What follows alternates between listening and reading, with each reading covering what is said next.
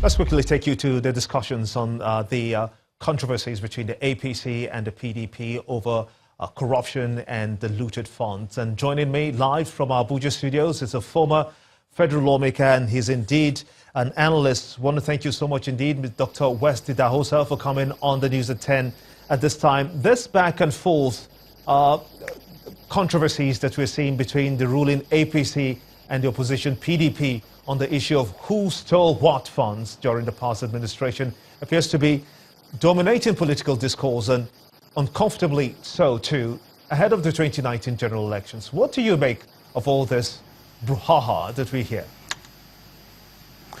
Well, I think that corruption is a serious setback for the country, and that no government should play corruption politics at any level at all. I think corruption should be well above partisan politics. What we are saying now is that there seems to be so much sloganeering about the fight against corruption, and the fight is now founded solidly on a partisan approach, and that is robbing the fight of its seriousness and impetus. And that's why you can see that we are falling down by way of international rating in terms of perception on how we are fighting corruption globally.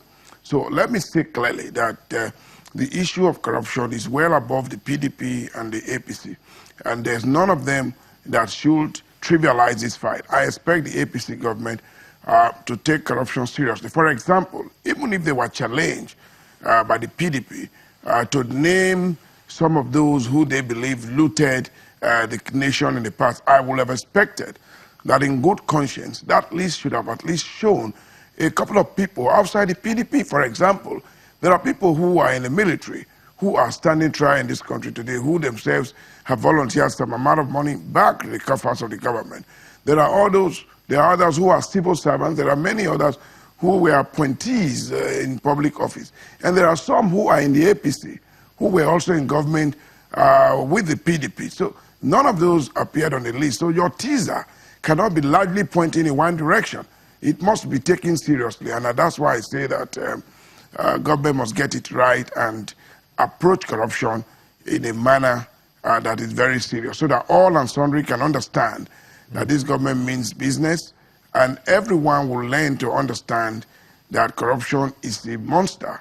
And once you are on its way, you are definitely going to be an enemy of the government. Because a lot of people are really concerned about this development, especially when you consider the agencies that should be fighting corruption and, of course, going after people who have looted this country's treasury.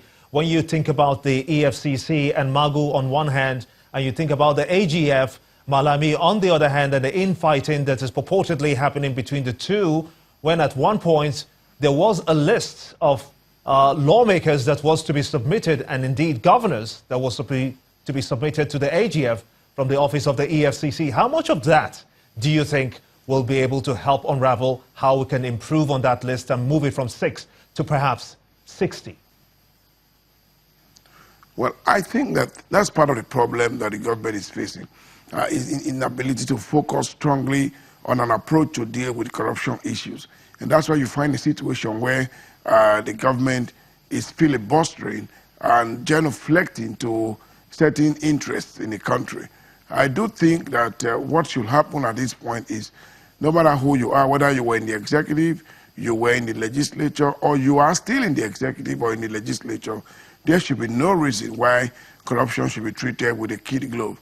I mean, I do not understand how a public officer can be accused of embezzling to the tune of 997 million naira, and you retain such a person, and then you say that you will investigate him subsequently, and this is still going on at a point where you are pointing fingers about 3 to 4 years prior to now.